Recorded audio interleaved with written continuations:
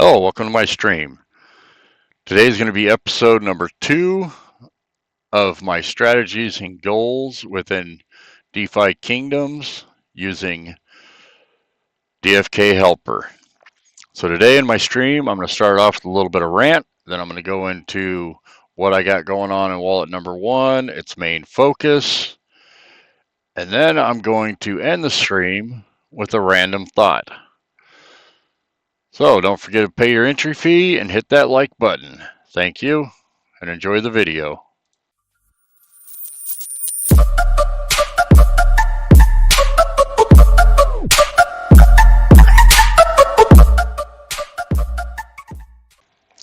Hello, welcome to my stream today. So we're going to be covering wallet number 1 today. So if you saw my first stream, I want to cover all my different wallets. So I should have 6 wallets here in the next week or two. And today we'll be doing wallet number 1. But before we get into wallet number 1, I want to kind of do a little public service announcement, if you want to call it that. So as you all know, I use DFK Helper. So DFK Helper is very essential on how I go through playing the game. So one thing I want to mention, so a lot of days, I wake up between 11 o'clock at night, midnight, around that time. That's when I usually start my day. So when I get up, if I have a lot of issues with transactions, like I get a lot of failed transactions, a lot of drop transactions, a bunch of that stuff,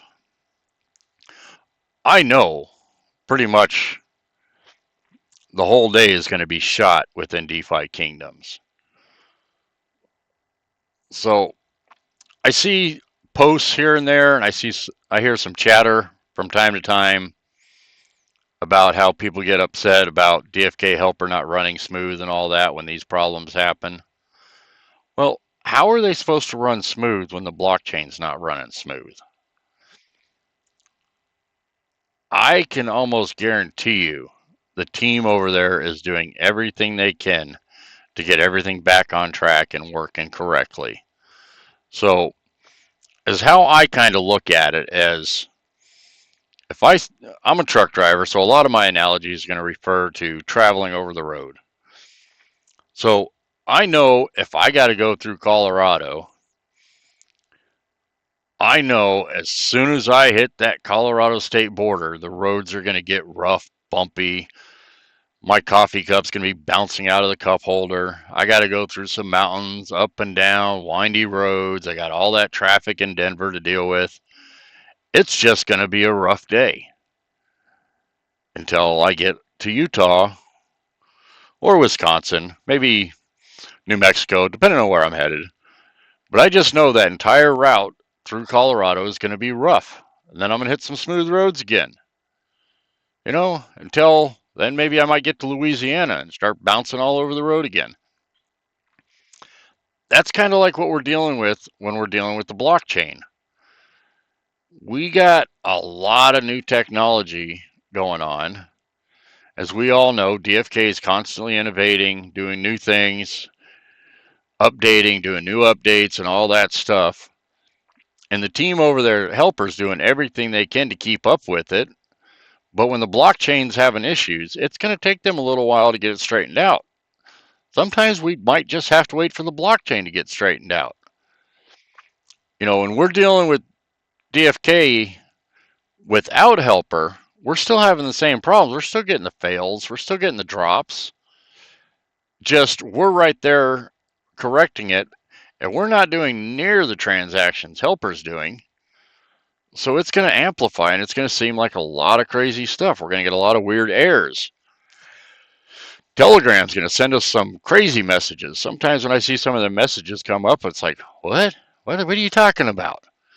Oh, well, I know the chain's having issues today, so it'll start working when it starts working again. And I look at it kind of as, let's say Helper was having a problem for 2 days straight. That's not very often.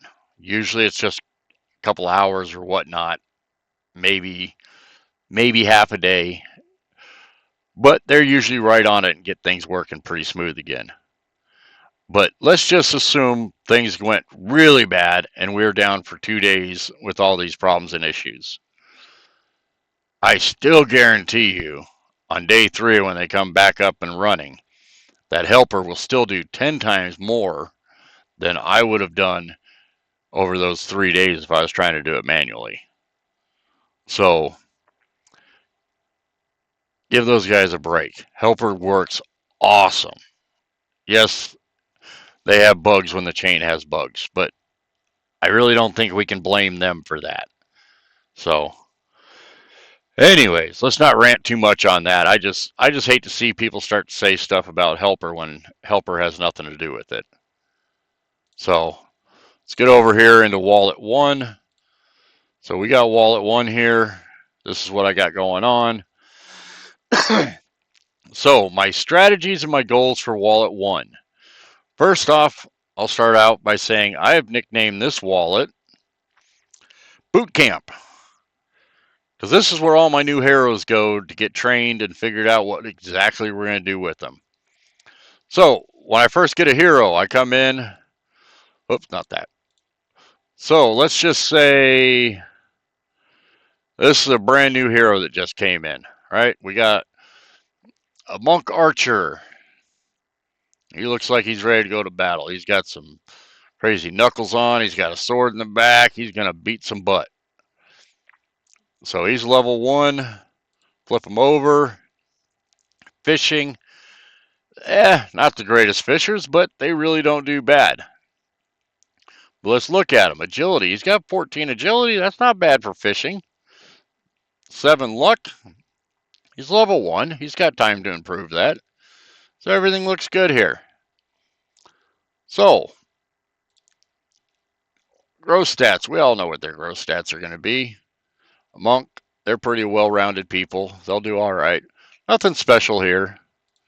You know, recessives, we don't really have nothing too exciting in the recessives. Yeah, nothing too exciting there. So he's a common. He's a monk archer. Can't really complain. He won't be a very bad fisher, but he's a common. So pretty much all commons, unless there's just something really that stands out about him that I really want to keep. You know, a little brown groomer. That's kind of a cool name. Is he worth keeping just for the name? What about his, I didn't look at his, oh man, that's not what I wanted to do. I never go in here. I never know how to look at him that way. Blacksmithing, goldsmithing. Nah, I don't know. Let's find out. Let's go over here.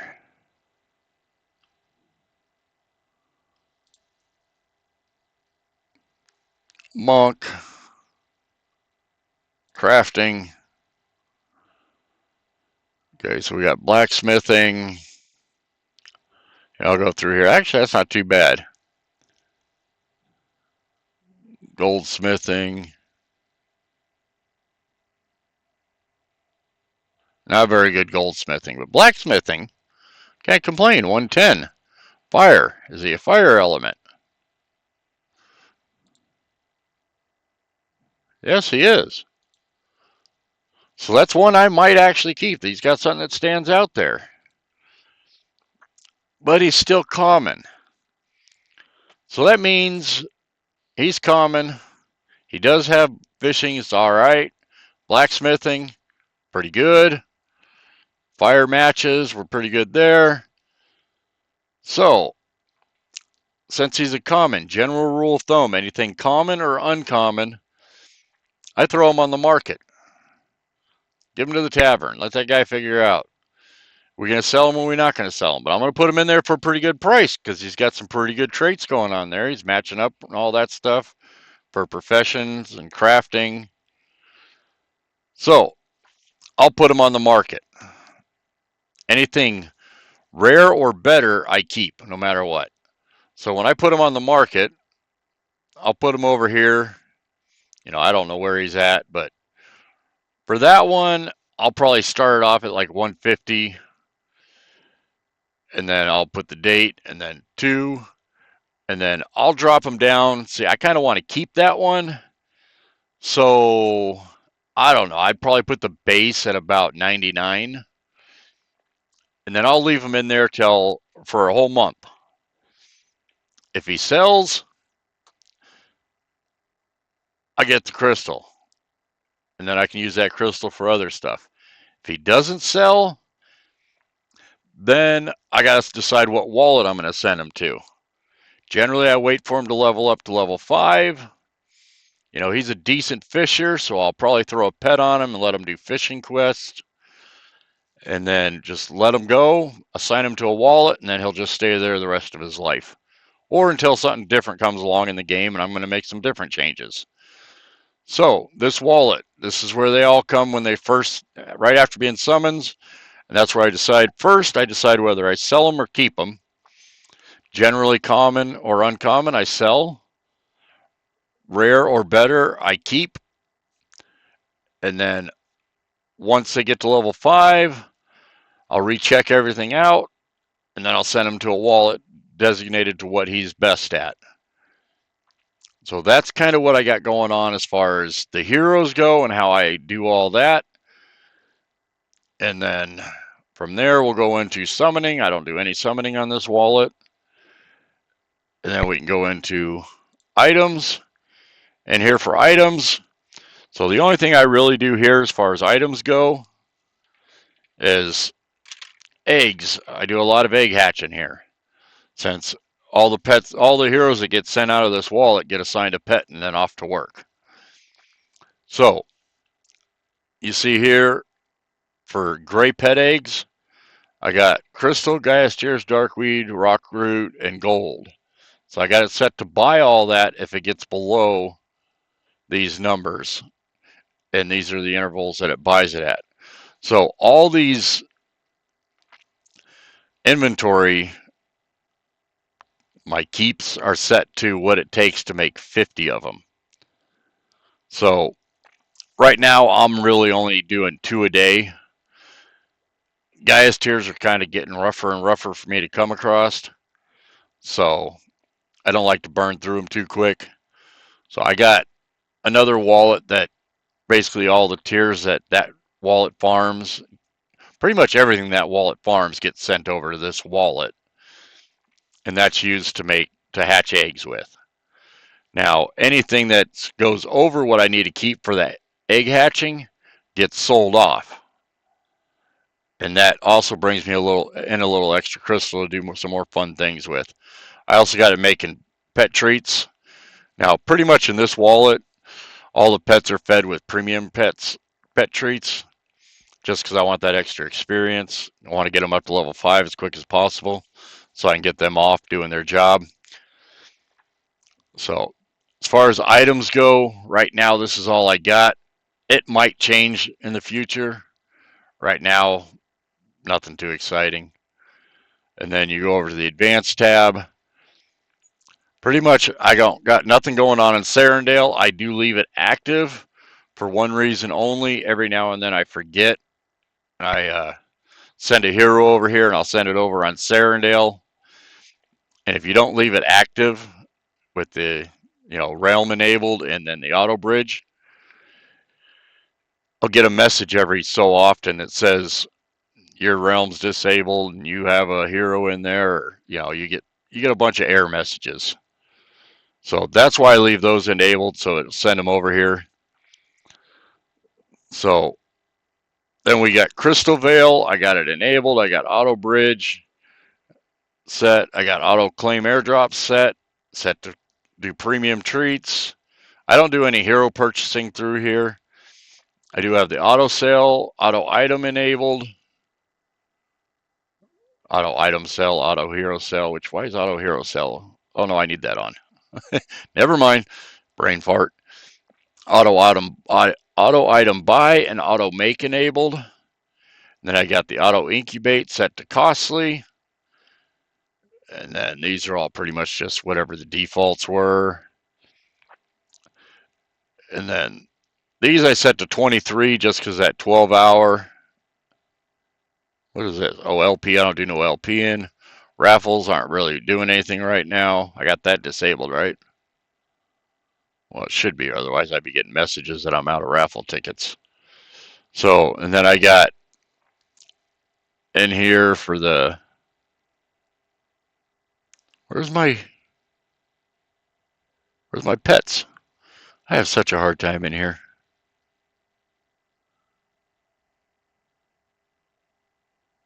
Oh, I got that set to costly for the pets just because I want the better treats. Dual entries, harvest.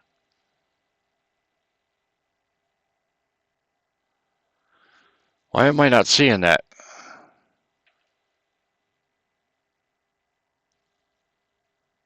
Auto raffle. Oh, here, auto incubate. Hours. How come it doesn't have how many I incubate per 23 hours? Is that up here? Oh, I gotta make this bigger. I can't see shite.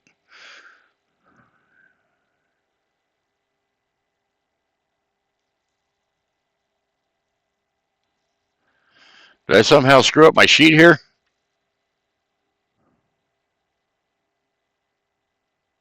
Well, it incubated 2 on me. That's what I got. That's what I would have set it at. Auto slippage, auto gas, auto make, auto buy, auto incubate. Oh, we'll try to auto incubate 1 egg every this many hours. Oh, that's because I haven't updated this one yet. This one over here. See here, you can pick number of incubates. I need to get them to update all my wallets or all my sheets to the latest thing. Wonder if that's going to work like that because I just switched that today, so we'll see. You notice down here I don't have none of the other stuff either. I have none of this cool stuff down here. Which everything I use is pretty much there, so it's not. That's why I haven't had them update it to the newest sheets, which I probably should have them do that. So, anyways, that's how I got all that set up. Normally, if you want to do the eggs or 3 advanced, I think I got this one set up. I just got it turned off. So, yeah, see here, egg type. So I had it over here, gray 2 every 24, which that should have been every 23. Why are these not set to 23? So I do everything in 23 hours just because it gets me that 1 extra hour every day, keeps it from being all crazy. Because the way the team's got it set up is if gas prices are getting too high, they don't really do anything. So if you give them that extra hour for those little delays because of gas prices and stuff like that, it still ends up I'll only get 2 a day. So it doesn't matter. So we got in here. So you want to hatch those eggs. Let's see what those eggs end up. Let's see if something cool happens out of there. So I should have 2 in here, 1 blue and 1 gray. Complete 2. Wonder why I did that. Oh, I wonder if it's doing 1 of each every day on this one, the way it's set up.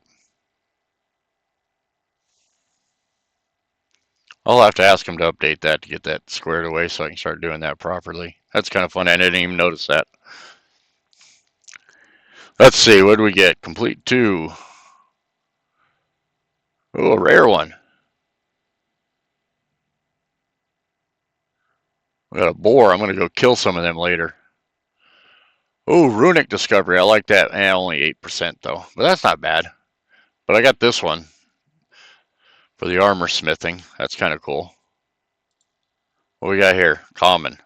Common goose. Is what it is. Oh, another runic. 6. Not bad. I won't complain about a rare. So is how I decide to assign my pets is commons get commons, rares get rares, mythics get mythics, and fill in the rest. So that's where that's sitting at. So that's pretty much wallet number 1. That's what I got going on there. Nothing too exciting, but still, it's one of my favorite wallets because it's the wallet that I get to decide what each hero does and what their ideal spot is. So I'm going to leave it there on this wallet. So I do want to cover some random thoughts here. So I want to end a lot of my videos. We'll kind of see how they play out with random thoughts. So DFK, I got this random thought lately, and since I done screwed this up, my first video didn't go through and I deleted them.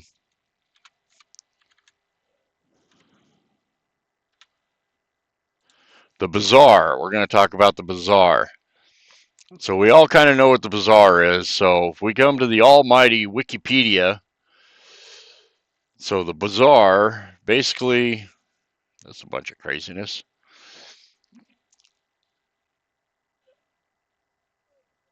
Did I spell that right?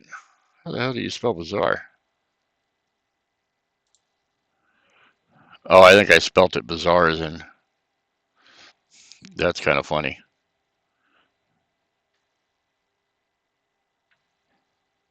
AAR, that's right.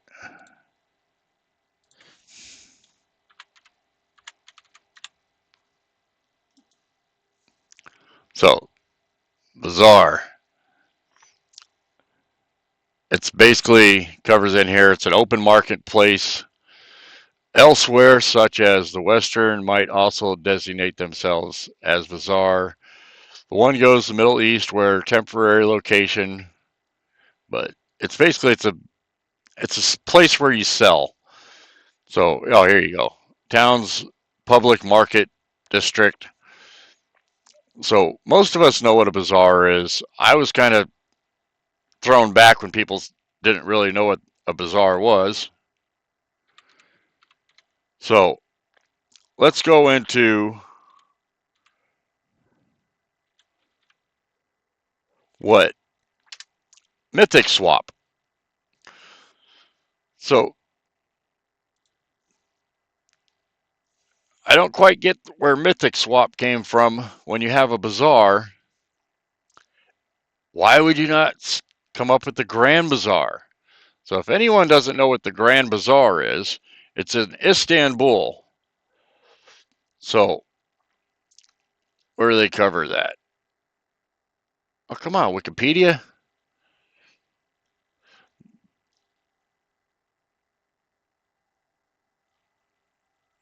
This is not the definition I was looking for. Anyways, the Grand Bazaar is oh, that's why. I want the one in Istanbul.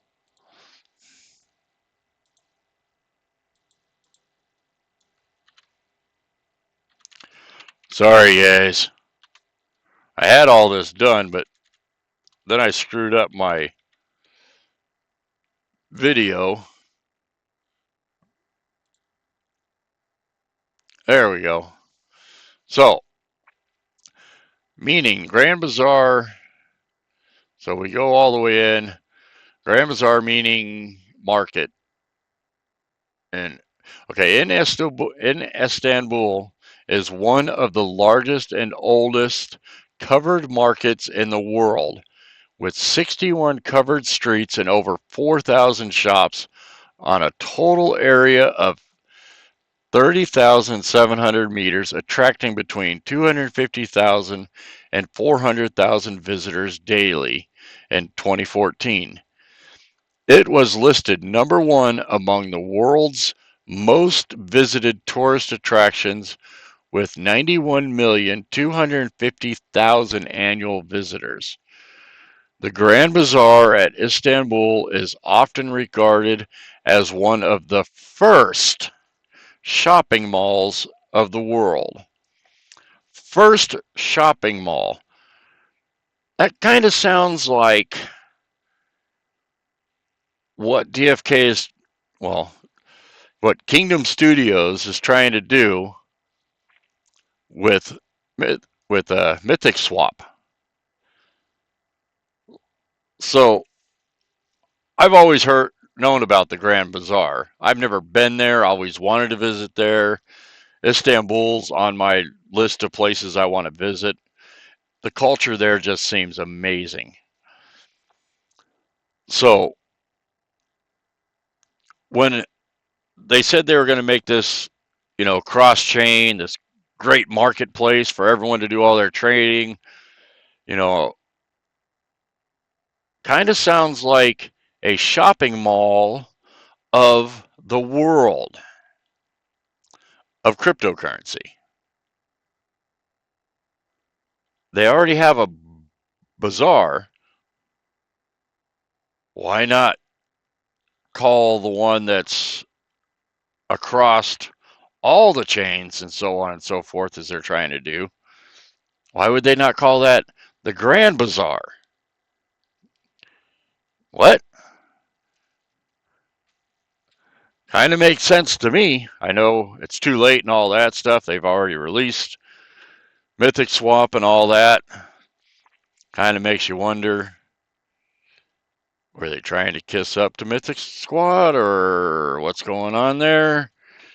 Because my impression of the DFK team, they're a pretty worldly bunch. I would think they would have heard of the Grand Bazaar. Maybe not. I don't know. I am kind of a weirdo. But just those things every now and then I get when I hear that people say stuff or do things, it's like, hey, that don't make no sense to me. But it is what it is, and I'll be excited when Mythic Swap comes out because it sounds really cool and all that stuff. So, anyways, I'll leave my stream here. My next stream, it's going to be wallet number 2. I'm also getting ready to do a review video on the boar hunts. I was kind of trying to wait on doing that review because I wanted to get a lot more hunts under my belt, kind of see, how I really felt about it as a player and all that stuff. But to be honest with you, I don't really see my mind being changed on the playability and all that of the game or how excited I am about that. I've seen enough videos and I have played it a few times. I think I got 5 matches under my belt. Nothing exciting, but I played it enough. I haven't won yet. Need to start playing. Need to get some of that gear. So I'll be doing that next. Later on tonight, I want to do some more boar hunts, see how I do. And then, all right, well, that's all I got. I will talk to you all later. Thanks for watching.